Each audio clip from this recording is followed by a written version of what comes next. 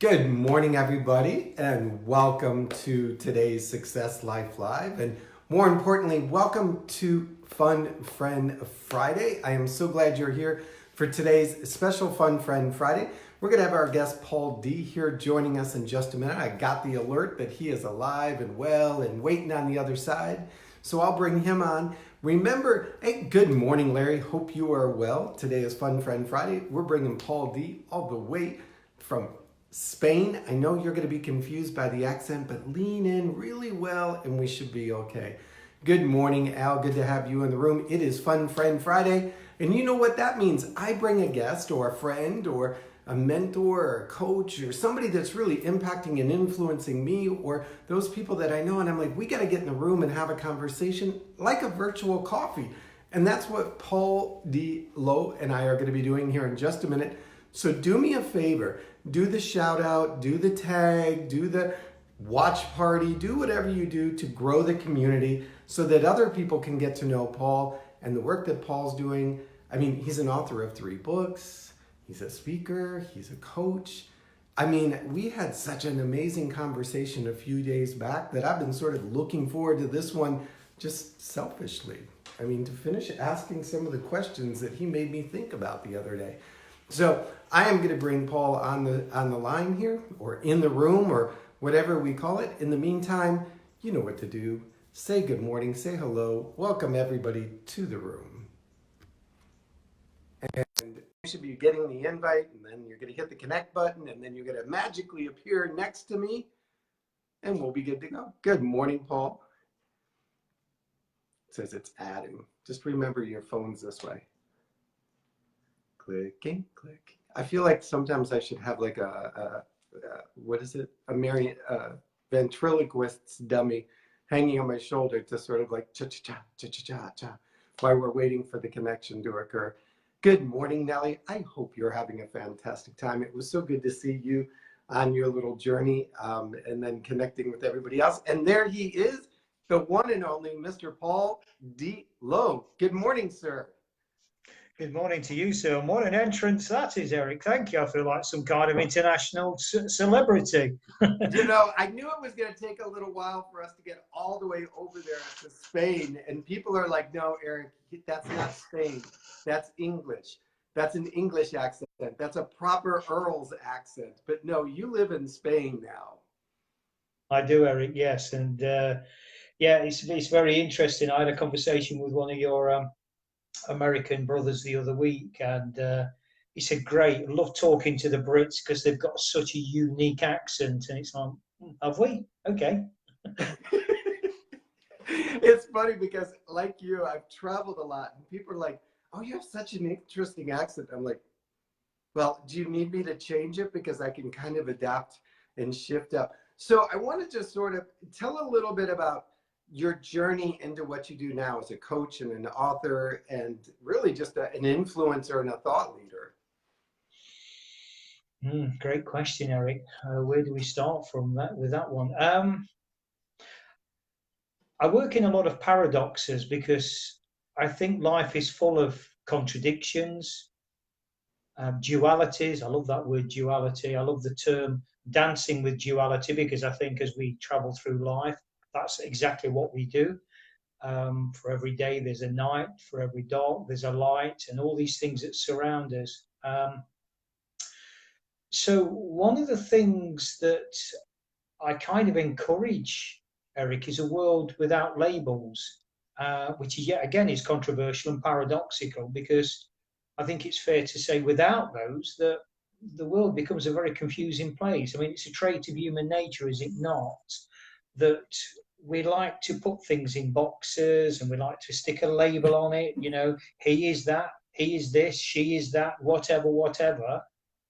In our own level of understanding, within the within the realms of overcoming problems, challenges, issues, call them what you will, isn't the process about taking off those labels, and that maybe even from childhood and from the conditioning that we've acquired from our journey has been around a label that somebody's given us. So in terms of what I actually do, And yes, I've got a badge that says coach and mentor and speaker and author. I have those badges.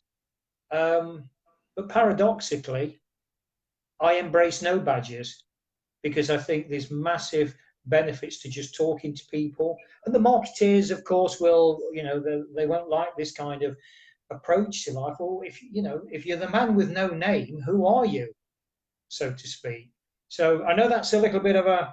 But you know what's interesting, as you see, I told you guys this was going to be packed full of wisdom. You can't be a coach, you can't be a speaker, you can't be an author without the other side, without the reader, the listener, and the client. And so even in that labeling, there has to be a duality of somebody willing to accept that label of being the listener, the reader, and the client. And so in doing that, we set the expectation by placing, if I'm picking up this label, coach, then by duty, you must pick up this label is client, or my label has no value. Yeah, it is that that paradoxical duality that surrounds all of us. But I think for me, Eric, the significance of this, rather than having some deep level philosophical debate about what are the realms of duality, non-duality, oneness, and all that kind of stuff, is actually in very plain and simple terms. The message, I suppose, is that we as coaches, to use that label, mentors, speakers, authors, as light workers, call it what you will, we have messages to share. And I suppose from my own perspective, it's just about, it's a very early stage of any conversation, as I've kind of just done here, is create that thought around, just be aware of all these contradictions that surround us all the time. You know what I love about this idea, and as I'm sort of processing and then also being present, is that when I assign myself a label, I also assign the external world or people labels. And in doing so, I also set expectations of how they have to behave, how they have to interact with me, what their value is going to be in this relationship, sometimes without even knowing their story. Yeah, I mean, we're going into the, there's this thing called human nature, just to sort of, give it a broad umbrella. I think there's great power in an individual, he or she, just kind of accepting themselves for what they are, speaking their truth, hence my speaking from our hearts. This is my world, this is my model, this is my truth as I see it. Does that make it right? Maybe, maybe not. Does it make it wrong? Maybe, maybe not. But it's my truth as I see it, based on my experience, my research, my whole understanding and knowing of what my world is about. And of course, I'm just one small part of a massive thing called the universe, if that's a term that people are prepared to embrace. That's my truth. That's my speaking from the heart. To quote the great Jim Rohn, about whether people like it. Well, some will, some won't. So what?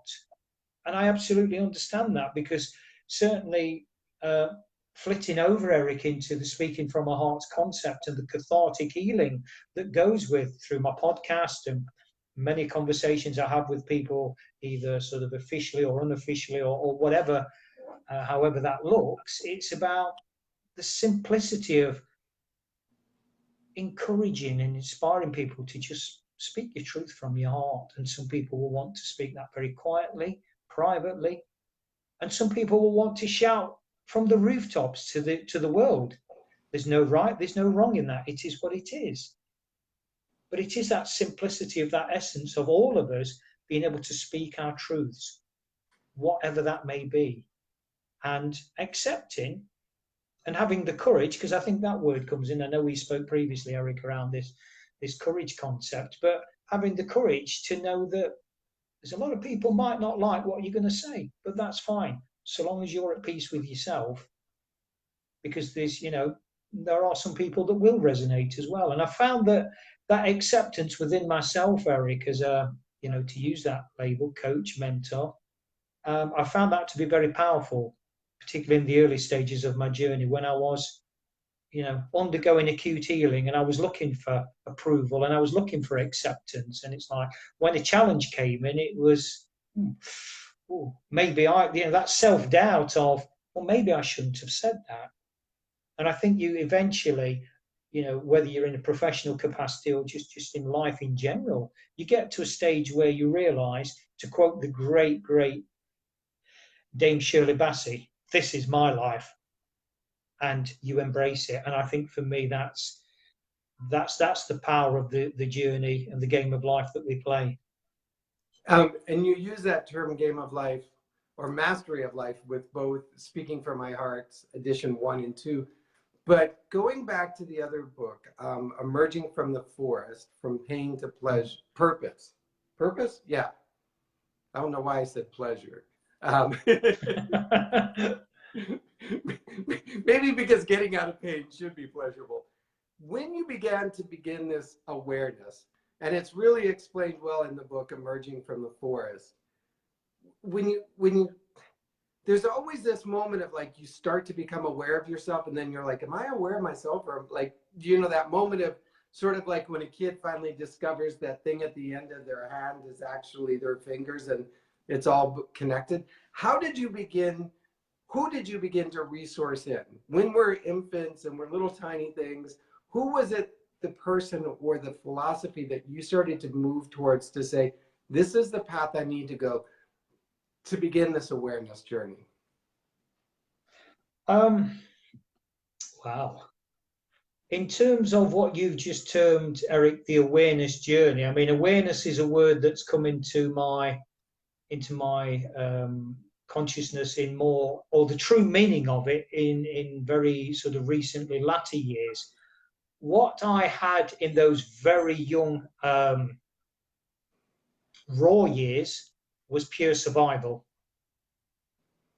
Something happened to me when I was 13 and a half, which, if you want to call it a eureka moment, call it what you will, but something happened, and I embrace it as part of a story, and I know it's a story because I've now got that level of awareness to witness it as such. But what happened on that fateful day on the 23rd of March 1974 is I attempted suicide. And something happened that day. It was 7:05 in the evening. And when I recount this, Eric, people say, well, have you not come to terms with it, Paul? The fact that you can still remember that date and you've still got to remember this vivid detail of it, it's a story. It's a true story, but it's a story. And what happened was, as I sat there in an isolated spot, ready to end it all because I couldn't cope with the cruelty, abuse, the violence, the sadistic acts at the hands of my stepfather, I sat there in this isolated place about 2 miles from where my home was. Nobody had ever found me. And I sat there with this razor blade across my left wrist. One swipe, it would have been gone. And in that moment, Eric, just as I pulled my right hand back to do the dastardly deed, something pushed me forward. And I stumbled forward. The razor blade fell out my hand. I broke down into floods of tears, and I hadn't cried for years because I was conditioned to believe that big boys don't cry. And I just felt this, and I know this may sound a bit sort of a bit woo-woo in some respects, but it happened, and it was the reality. And I had that realization, Eric, in that moment, and I actually looked for the razor blade afterwards and couldn't find it.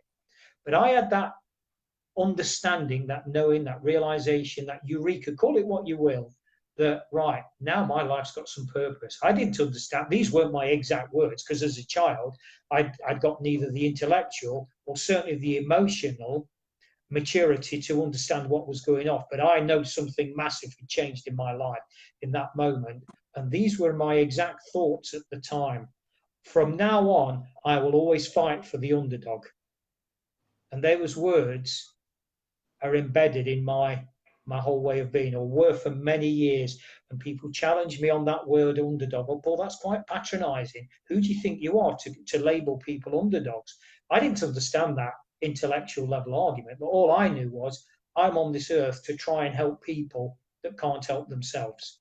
I understood that as a kid of 13 and a half in a very, very basic, raw and crude way, Eric. Well, And the rest, I love that image and that story, because it sort of was the nudge in the right direction. That, and as I hear you tell it, I get this almost feeling like there was a moment of gratitude. Like, I don't know what happened, but I'm glad it did. Like that gratitude that you continue to try and search to where, for that place to say thank you as you went forward. oh, massively so. There again, Eric, the word gratitude that we know within, modern day life was not something that, I was overly aware of as a word, as a philosophy. But I was grateful for being alive. That is it, and I was grateful to watch my favorite football team, and I was grateful of this discovery of a thing called girls, and all the things that young lads growing up, or young people growing up discover. So yes, I was very grateful, and life was good at times, despite all these challenges. But it's also not good as well, which I obviously, we've spoke around duality for every good, bad, and all this kind of stuff. So it was very interesting, Eric, that my life developed into what I call the black and white years. And actually, probably to call it the black and white decades would have been better, because it did go on for decades. And this, which is a big part of the book, Emerging from the Forest. It is, yeah. Because my attachment to something, I needed something to believe in. A reason to, what I now term as purpose, as part of my 3 pillars model. I needed a purpose, a raison d'etre. Give me that spot, give me that fight, because I just want to fight. I'm angry, but I want to channel this. And I was very aware of this from an early age. So if I saw anybody what I perceived to be a bully, particularly towards a woman and a child, I would jump in and I would become judge, jury, and executioner, then ask questions later. And boy, did I get that wrong so many times, and got in trouble with the authorities for it and all this kind of stuff. But it was so deep within me because of the injustices I'd been brought up with as a young child towards me, and my mother taking beatings to try and protect me, that it's like, okay, I'll sort this out. Because in them days, all you ever, I'm going back to the early 70s where, kids should be seen and not heard, and big boys don't cry, and just, you're only a child, shut up and just get on with it. Well, okay, I'll just get on with it then. And so I developed this coping mechanism, this whole way of being, as what I termed, as I say, Eric, fighting for the underdog. Well, not everybody's got this. Whatever it is I've got, and I don't know what it is, let the world put labels on that. But I know I'm certainly different, because I was a loner. I was called miserable, antisocial, aggressive, violent. I've got all these labels. Oh, don't go nowhere him. Don't upset him. Keep away from him. But it's interesting, the people that I helped had that very polarized black and white sort of take on who I really was, because they took the trouble. There was great learning in this, Eric. They took the trouble to actually peel back the layer and say, okay, in front of me on the surface, I see this very confrontational, aggressive, violent guy that's going to get straight in your face and then ask questions later. However, for those that actually just took a bit of a breath and a step back and said, Paul, what's really going on in your world? And that was a great question from an early age to learn. What's really going on in your world? I see all this roaring and this aggressive. I see all this front, this facade. But if we can cut beyond that BS, what's really going on in your world? Great record. I always, as the years have gone by, Eric, I align records with songs because I love music. Peter Sarson, was it 68, 69? Where do you go to, my lovely? what he was saying was, I've seen this facade and I've seen all the imagery and I've seen all your qualifications and this, that, but where do you go to, my lovely? It, Who's it, who's the real you? it's interesting that you tell that story mixed with music. Matthew, Coach Matthew wrote a book called Find Your Playlist. And as he was going through drug and alcohol and addiction and, the scrappy little Mighty Mouse that he would just jump in anywhere and wrestle and get in a fight over anything just to prove that he could, started using music as his sort of lighthouse of feelings. And instead of having to express them, he would let the song do it. And sometimes that anger and that frustration and that whatever was in the music, and other times that truer inner person of wanting to be loved, wanting to be cared for, wanting to love and care for others came out. So you two will have to connect, because you both live by a playlist. He has his playlists all the time going that if you picked him up, it would reflect who and where he is in life right now. I want to sort of take people back into the forest, so to speak, from the book. You had that moment at 13 and a half where you were nudged in the right direction. You did not immediately join the church. You did not become an altar boy. You did not become a traveling evangelical, inspirational, transformational speaker. You kind of got caught up in some dark places, and some dark dealings. Talk about that, and then talk about maybe the second nudge where you finally start to say, okay, this isn't working. Because I think we've all been there. We've had that awakening. We've had that moment. And then some people call it backsliding, slipping, losing ground. And we think, oh, I can't make my way out of the forest a second time. Talk about going into it and then coming out of that forest. Well, I think in terms of going into it, Eric, to use your approach, I was actually born in the forest. Ooh. So it was what I knew. It's who I was. It defined me, or so I thought. And the forest connotation is interesting, because when we spoke earlier around beliefs, I had a belief that when my world was falling apart pre-suicide attempt, that one day I would play professional football for Nottingham Forest Football Club, which was my hometown club. I mean, to say I was addicted to that football club is a bit like saying you might get a little bit wet if you go in the sea. It was like beyond even the football crazy kids that I grew up with. They couldn't. This guy is possessed. What is the matter with him? And when I'd play, it's like win at all costs. I even broke in my play, as an early kid. I even broke a guy's ankle once to stop him scoring a goal. Such was my desire, passion, focus, call it what you will, to win, that I would do anything, because that was my world. It was very black and white. What's this thing called grey? I don't understand that. What is it?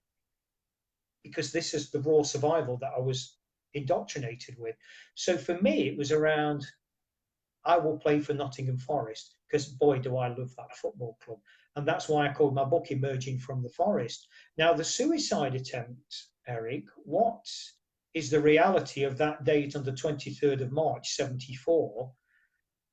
That's the day that Nottingham Forest played away at Fulham, a team in London, and they lost 2-0. Fulham playing black and white. Coincidental or not? 2 days prior to that, they played in a cup replay away to Newcastle United, and they lost. Now, this was at a senior stage of the FA Cup, which in them days was like really prestigious. I mean, it's like if you win the FA Cup, I mean, nowadays modern day football in Europe is like the European Cup or the Champions League, whatever they call it. That's the pinnacle. But in those days, you win the FA Cup, boy, you're some team. You're some team. And Forest and I have to pause because I know Americans there are some diehard American football fans, but you have got to understand, when it comes to soccer or football in England, men will skip their wedding or the birth of their child to go to a match. And they absolutely. are often approved for it because the entire community, like it's a religion, it's a DNA, it's football, church, maybe family. And especially you don't marry outside your family's football team. So anyhow, I'm just laughing because I can see you in the stand with your scarf and your face painted and cheering and ready to take on anybody that doesn't stand next to you.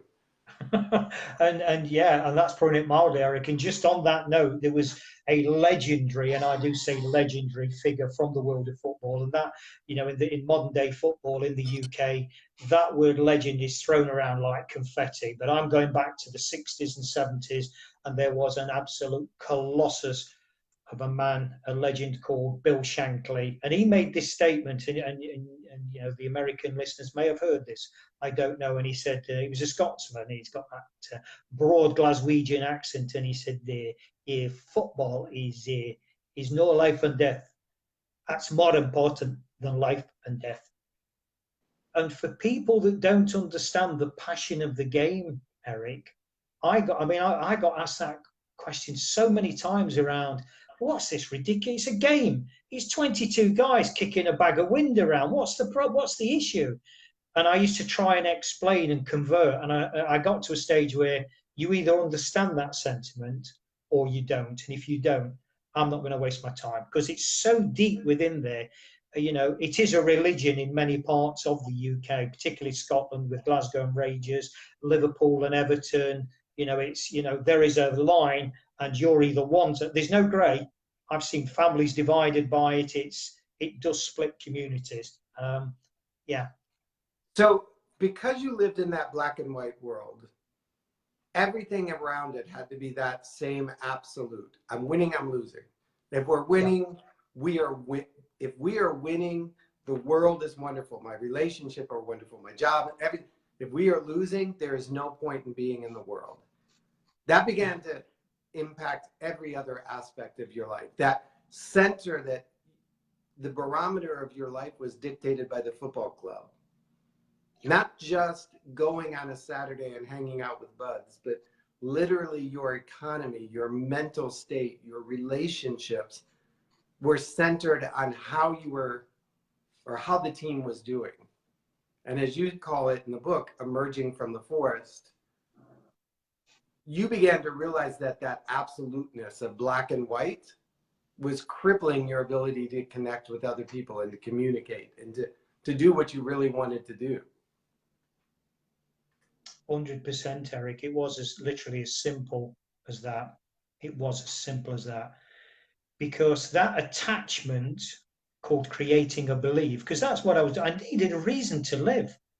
And it's interesting after that, because when Forest lost that second game to Fulham, I was absolutely devastated. I was physically sick for days. I couldn't cope. And I was using words like betrayal. How can you do this to me? I love you with all my heart. I'm so dedicated to you. And you betrayed me because you've lost 2 games on the trot. And it's like, how can you do? They don't even know who I was.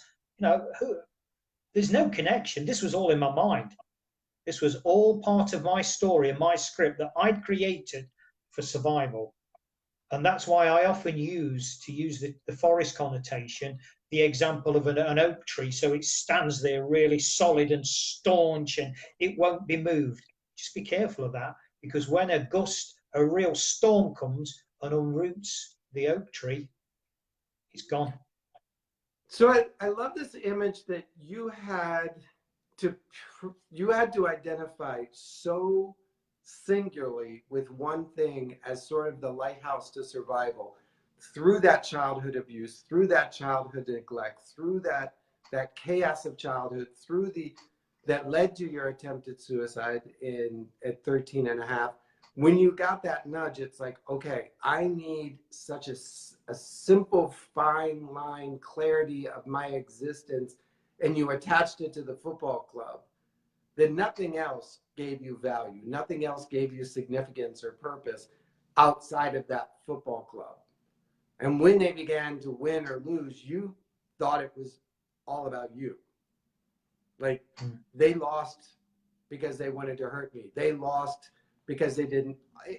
you internalize the loss as something wrong with you, and you also internalize the wins as something good with you. How did you get out of the black and white thinking and into the gray zone for sanity? Because you couldn't live there forever, or you would have just gone mad. What I did, or what emerged, Eric, not what I did, because that suggests that I took a conscious decision, and I didn't. This emerged, hence the title, Emerging from the Forest. I think it's so easy to look back on it now and take the learning from it, and then make that statement that you can change things in an instant. Yes, you can, if you know which steps to take. The paradox on that, it took me years to learn those steps. But that's the role of a mentor, right? That you can then say, well, maybe as you reach this crossroads, maybe you probably want to look over there for an answer rather than running down there for an answer. Just maybe.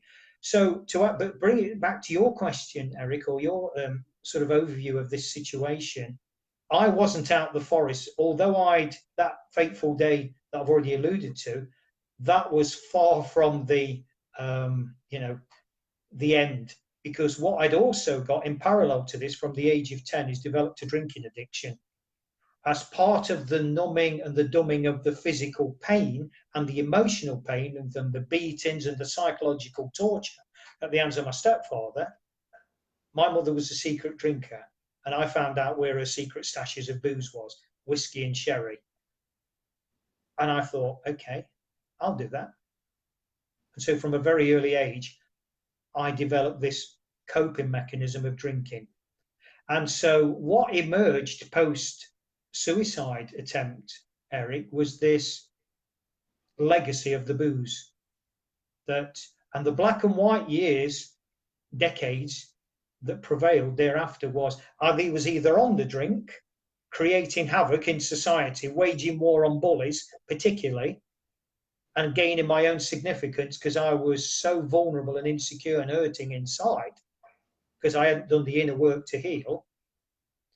Or I was off the drink and I trained really hard. I'd get myself into a good relationship. I'd get myself into a good job, only to sabotage it and throw it all away. And so life was literally black, white, black, white.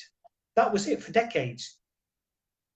In the white phases, I was doing loads of stuff for charity, raising serious money, helping people. And in the early days, Eric, it was usually 6 months on, 6 months off. It was like a switch. Perfectly divided, 6 and 6. Perfectly. It was all in the head. It was all a strategy that I'd created unbeknowing, a belief system that I'd created. Right, this is the way it'll be now. So I'd go from having a warm, loving home, relationship, etc., to deservedness. Those words from one of many sets of words from my stepfather, you're nothing, boy. You'll never be loved. You're the biggest piece of crap that ever trod this earth. Nobody will ever love you because you're useless, you're pathetic. And all this kind of stuff that, as a label, I embraced. Because we're led to believe, or certainly was in that culture as a kid, adults are always right. Doctors know best. The system knows best. Don't question authority. Children should be seen and not heard. And all this kind of stuff that you're brought up with. And, so that was all part and parcel of it. But the challenge was for me, Eric, is I never bought any of that. And that's why I got myself in a lot of trouble. Because I would question anybody and whether they was an adult in what position, I didn't really care. Because intuitively, I had something inside me that says, this is not right. I don't care who you are, and you've got letters after your name, or you're this, or you're a war hero. If you tell me to jump, and you expect me to jump, you give me a reason why. Because respect is a two-way thing. Now, if I enlist in the services and go through basic training, I understand that you're going to treat me a certain way to get me to a certain level. I get all that. But that's something that I've consciously let myself in for. Don't you allow it in society generally to talk to me like I'm nothing, because you haven't got that right, and nobody's got that right. So I challenged authority from a very, very, very early age. And I did wage war on society, particularly when I was in my black phases, what I call my black years. So, and we had talked a little bit about the word courage earlier in the week and when we were together. So there's that false courage, your black zone courage. And then when did you discover what real courage was? Because that whole bravado, like, you can't mess with me, I'm the king of the fort, that isn't courage. That's fear disguised as courage. Yes. When did you really understand that term courage to change or courage to emerge? I think at a very early age, Eric. However, the ego was not letting go. It was a constant battle. I think in my heart, I feel in my heart, I know in my heart, I knew that from a very early age because I had the power, the experience, the beauty of some amazing women in my life. Amazing women. My mother was one, she tried her best. My grandmother, these were matriarchs. And then when I got, to sort of, into my middle to late teens, I started going with girls and all that kind of thing. And these girls were amazing, absolutely. And I still speak fondly about them now, even though it was all those years ago. My ex-wife, girlfriends, because I just think they've had such a profound effect on this thing called love. And they introduced me to that. My mother set that. My grandmother set that natural love that I will fight and die for my child. And she nearly lost her life a few times at the hands of the beating she took, just to protect me. But to answer your question, and it's a brilliant question, Eric, because it does offer that polarization between this bravado, this mask, call it what you will, called fear, because that's all it was. I'd get involved in a fight, and afterwards, I'd usually end up crying. It's like, why have I just beaten that guy? Why have I done that? Why? Why? It was about my own fear. Get him first, kill or be killed, win at all costs, and all this nonsense. You're absolutely right. It was fear based. But when that started to get challenged in my middle teens, Eric, was this thing called love. It's like, and I did show that soft, vulnerable side to females, but it's interesting. Yet again, paradoxical black and whites. I never showed it to a guy. I would never, ever, ever discuss my feelings with a guy, ever. Because they thought it was like, as you said, this guy, don't mess with him. And it was that total lie. There was an incident, Eric, to answer. I mean, it's not this stark because those ingrained conditioned layers had been peeling back over the years, through this understanding of love. I obviously had my own kids and that natural love that you have for your family and all that. But something happened. It was about 5 years ago, and that was the knockout punch for me. And it was a simple, innocuous event, and it really floored me. And it was this. I went one day to pick my daughter up to take her for a job interview. So I went to her house, and she got a beautiful, beautiful dog, a border collie dog, a black and white one, if you please. And he sat there while I was waiting for my daughter, and he stared at me, Eric. He stared at me with these piercing blue eyes. So I said to my daughter, I said, tell Maxwell the dog, tell him he's staring at me. He's like, what's the matter with him? And she said, oh, it's okay, Dad. It's because he really loves you. Eric, you could have hit me with a sledgehammer. Something happened, and this was, I say, 4.5, 5 years ago. And I said, right, okay, let me wait for you at the bottom of the drive in the car. So she come out a couple of minutes later when she'd finished locking up. And I'm sitting in the car and my eyes are filling up. And she said, Dad, are you okay? And I said, yeah. She said, are you sure? And I said, yeah, because was thinking very. And she said these words to me, Eric. She said, bearing in mind she's in her early 30s, she said, I have never seen my hard man dad cry. They were her exact words. And I said, and that's the problem. Because those words you've just used there are absolute BS. They're rubbish. It's a lie. I've been living a lie. She said, Dad, I don't understand. You're talking in riddles. You're not back on the drink again, are you? Jokingly. And I said, no, let me explain. When I was 7 years of age, before my mother, your grandmother, remarried to the Beast, which is the name I gave to my stepfather, a label, if you will, I was such a happy-go-lucky kid, being brought up with my grandmother, my mother, and Rocky, our black and white mongrel dog. And what I saw there with Maxwell when he was staring at me took me back to a kid of 7 and Rocky. And he was my pride and joy, he was my world. That's who your father is. That's who he always was. All the belief systems he's created after that for decades have just been rubbish. It's been garbage. It's a script he's created in his own mind under the banner of survival. But let me tell this about who your dad really is. He's a kid of 7 years of age that's got a heart so big. He loves the world. He particularly loves black and white dogs. But that's your father. And yeah, and you know what? He does cry. Look. So let's drop all the drama and now know where we stand, because not only is this about me, in my humble opinion, that's a great reality and reflection of life for all of us. Drop the mask. And that is that polarization, Eric, of, whether I'm a world champion fighter or not is totally irrelevant. Because if I am, there'll be a record that says Paul D. Lowe, world heavyweight champion, but there isn't. And that's why now, particularly when I'm talking to guys, I will use emotive language that's like, hey, listen, guys, drop the ego, because that creates so many problems for us. And that's really where I so connect with what you're doing and the journey you're on, because we're very similar in age, and I grew up in a very similar situation. And, it was, what are you crying about? Man up. Man up was like the code word for, toughen up, shut it down, shut it off, turn it out, get rid of it. And my stepfather, who, because he grew up in the war, World War II, in Germany, in the occupation, he had to there was not a lot of safety and softness. And so he learned that as his survival guide. And so that was what he passed to me. What's so funny now is he's not that man.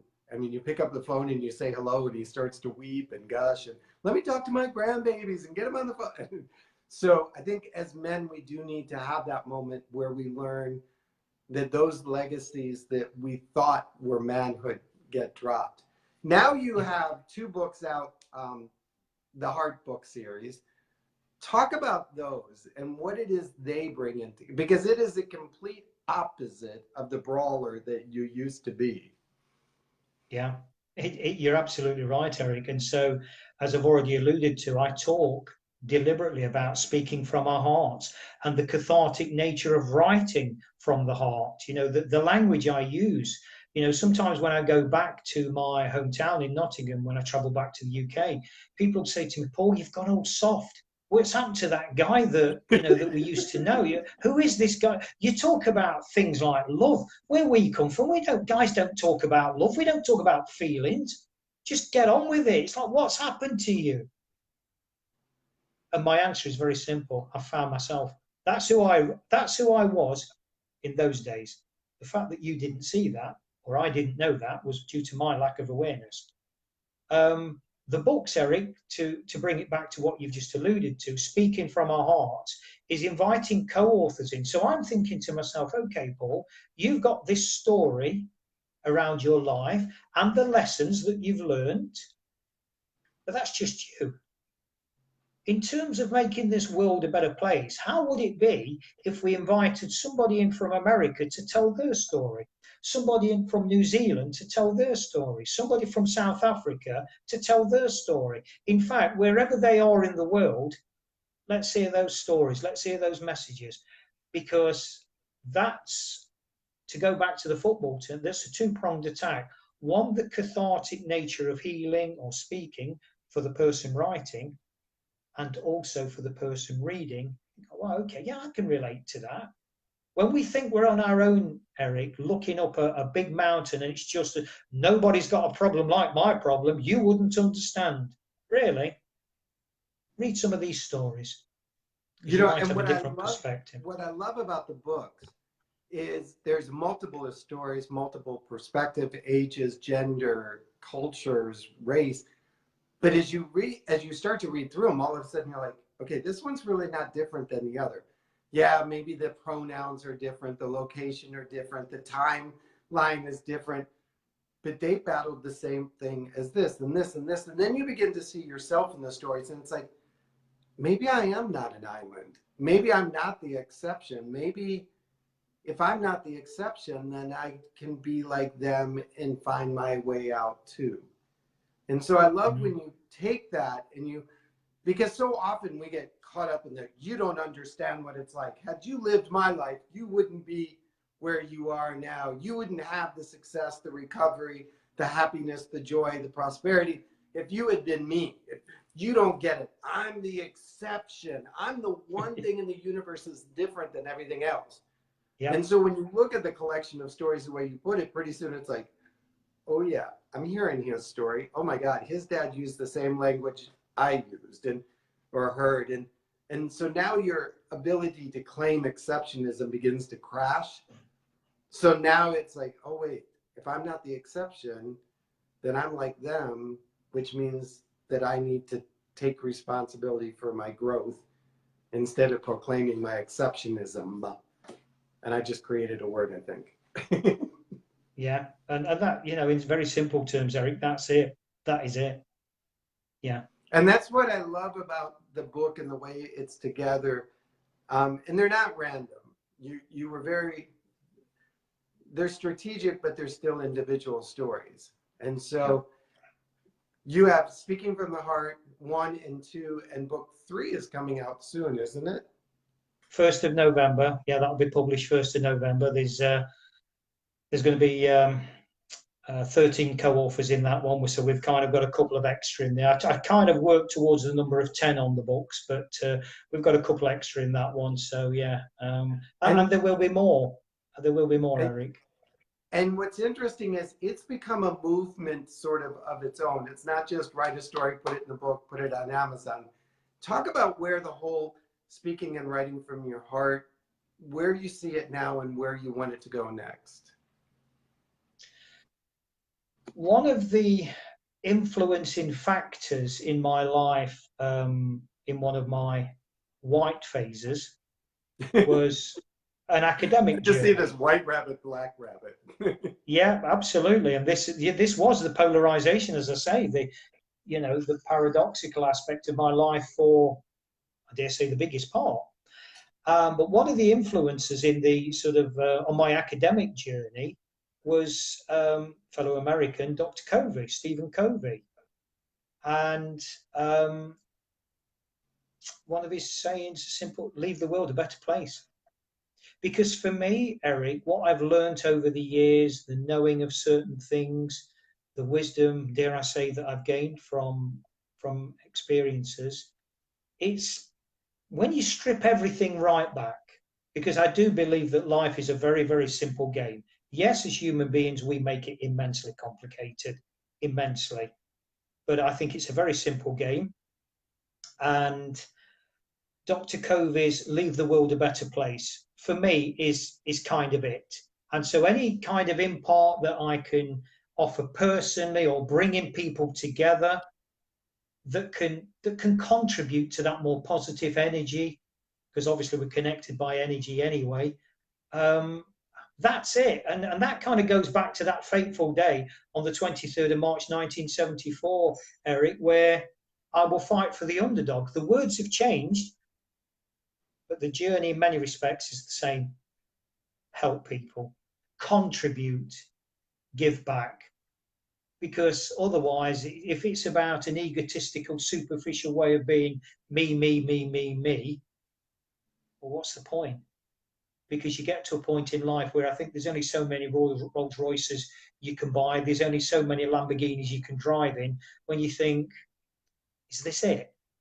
Is this what it's really all about? This superficial level of being that can be took away from you in an instance. Because when you start looking outside for those attractions, as I did as a child, because I gave all my power away to Nottingham Forest Football Club, and if they won, great. yeah, if they won, great, but if they lost, you've betrayed me. No, they hadn't. But I gave them that permission. I gave my power away. So for me, Eric, it's about taking that power back and understanding about the simplicity of life. This is my world, and I will give, and I will give. But I'll tell you what, guys, I will give with my heart, because that is where the power is, not up there where I think it is or where I think it used to be. And there's a big difference. And you have an acronym for HEART. Helping everybody achieve results towards success. I like that. I saw that. I thought, I like that. Helping everyone achieve results to success. I really like that. As you begin, so in the last 5 years, the really awakening of your spirit and your tear ducts, so to speak, what would you tell that 13-and-a-half-year-old boy? If you had been behind him, well, maybe you are, maybe you were, who knows, and you were tapping him and he turned around, you would say,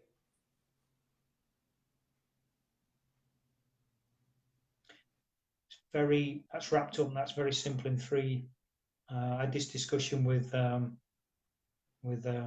guy called Mark Hoy, fellow American. Mark and I, through the podcast, my podcast, have become great friends. He's now one of the directors of the charity, Speaking from a Heart's charity that we run. Great guy.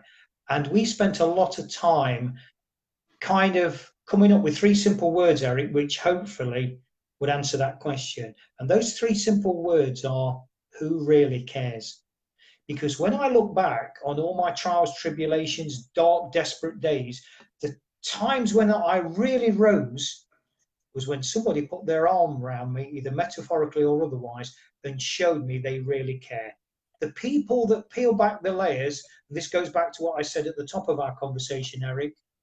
Paul, tell me tell me what's going off in your world. Not what I see and your reaction, what's really going off. I go back to that Peter Sarsted. Eric, where do you really go to, my lovely? Tell me. And that is to answer your question, Eric, if somebody had put that metaphoric arm around me as a child and said, Paul, what's really happening here? I know. It would have melted me and the rest would have been history. But it wasn't to be.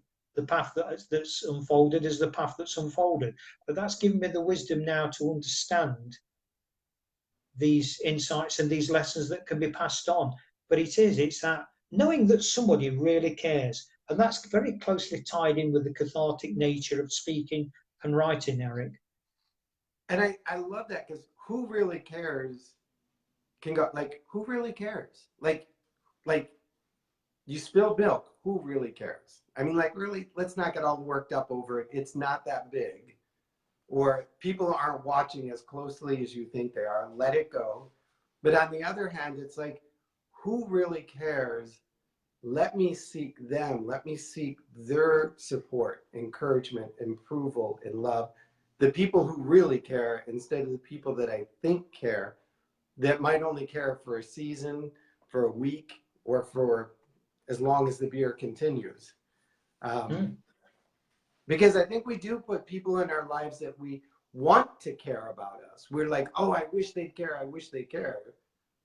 And they don't. And we get caught up in that whole, why don't they care about me thing. And we sometimes overlook the people that really do care about us, that really would go to the last foot for us. And so I like that. Who really cares? Seek them now would be the only thing I would probably add. Is like, who really cares? Seek them. Seek them. And sometimes it may be an external, spiritual, divine kind of moment, or sometimes it might just be somebody on the other side of a table that's willing to listen. But this brings in this, yet again, Eric, this paradoxical contrast of courage versus vulnerability. And the reason I use the latter word is, for me, is to be open and vulnerable, to be accepting of who are those people. I never thought you'd be one of the people that really care about me. Wow, that has surprised me. But how do you know if you're not open and receptive? If the aerial's not plugged in the TV, how are you going to get the signal through? It's interesting that you bring that, because in my my daily score sheet. It's my daily planner, journal, reflection. It says, on a scale from 1 to 10, did you act courageously today? And then it gives examples. And one of the examples that I keep in mind is to be courageous is sometimes to be authentic. Mm-hmm. You know, I don't get a 5 because I ran into the burning building. I might, but I could also get a 5 on the score from 1 to 5 because I sat down long enough and shared honestly how I was feeling, what I was thinking, the stress and whatever it is. And I did it without fear of judgment. And so it's interesting that having to do that exercise as part of what my coach is making me do has shifted my perspective of courage, which my father taught me as shoulders back, head up, not too close to your face, you know, get ready. That's courage. To courage is a much quieter thing to experience. Yeah, it is. It's and when you know the HEART's acronym of helping everybody achieve results towards success. So what is success? Well, that's different for all of us. My definition is peace, love, and happiness. That's success. If you've got 5 Lamborghinis on or Rolls Royces on the driveway, great. But unless you've got that inner peace and that inner knowing of this is who I am, and I've already used the example of one of my great influencers, Dame Shirley Bassey, when she says those immortal words, this is my life. I love that. And see, you stole my last question. I always end with, what is your definition of success? And you just Sorry, stole Eric. it from me. Now I'm all sorry. No. So peace, love, and I'm sorry, I forgot the third one. You knocked me so far off my game. Happiness. You appear to be somebody that's living your life of success. Well, I thank you for that perception, Eric, and you know, I do feel that. I feel blessed, and I know that's almost become cliched in many circles, but I do truly feel blessed that, you know, do I have my challenges? Of course I do. I'm a human being, there's a big human part of me. So yes, I'm sort of open to the same frailties and vulnerabilities that we have as human beings. But I think my strength is that acceptance and that willingness to say to, you know, dare I say, as a label that's been given me, an alpha male guy, okay, fine, use that label if you will, but do you know what? This boy cries. This boy can still fight if he needs to, but he chooses not to. But do you know what? He chooses to love. And in that love, you'll find peace and happiness as well. And the rest is just stuff. You guys, that's the quotable for today. That's the one you need to put on your Facebook feed, your Instagram, your Twitter is choose to love. Choose to love. I mean, that's a challenge some days, and I'm speaking personally, is choosing to love. Because it takes courage to love. And so I love that. I love that. I think that's sticking with me for the day. Choose to love.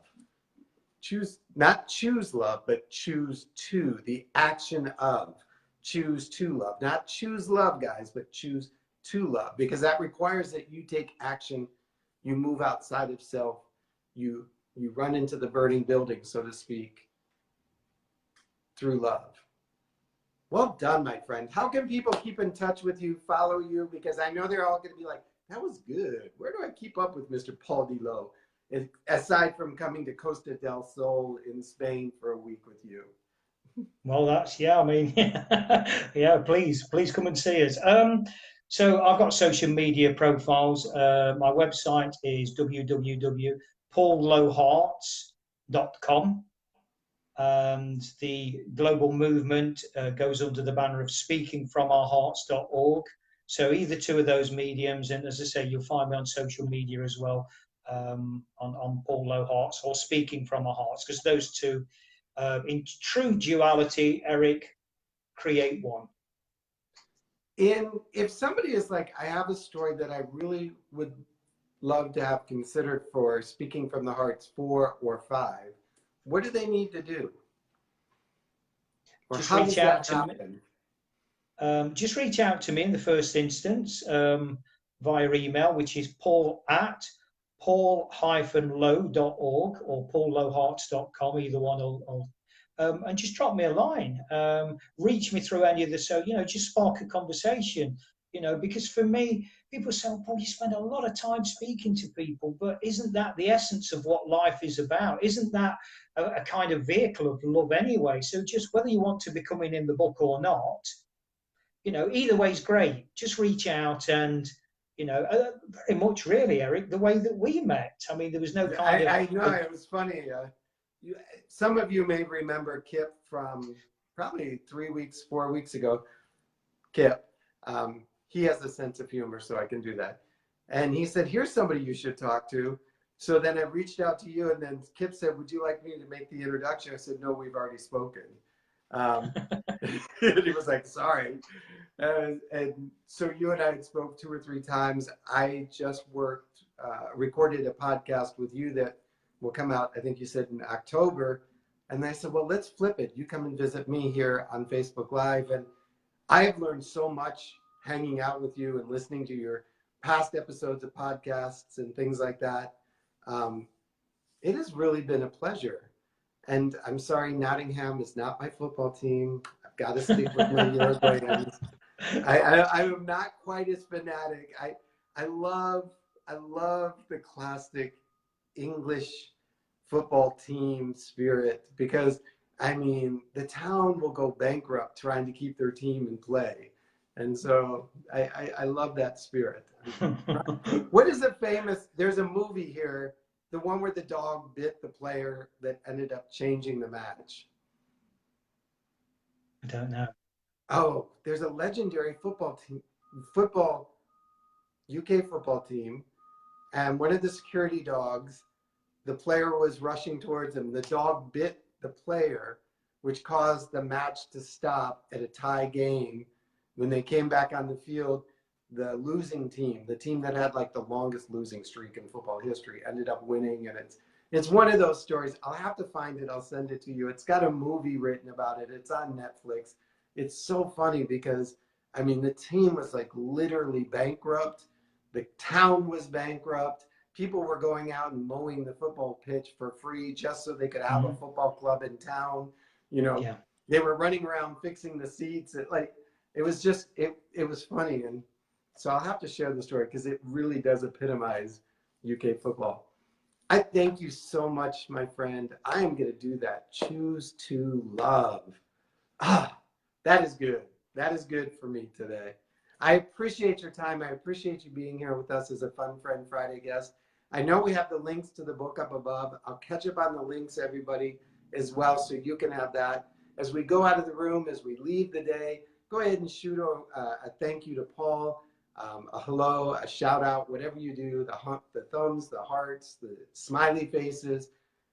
I really love our conversations. You make me like start to think and grind the gears that are stuck in my head. And if anybody else found that way, follow his podcast. His podcasts are really good. They're very conversational, but he makes you grind that gear one notch out of where it's been stuck for a long time.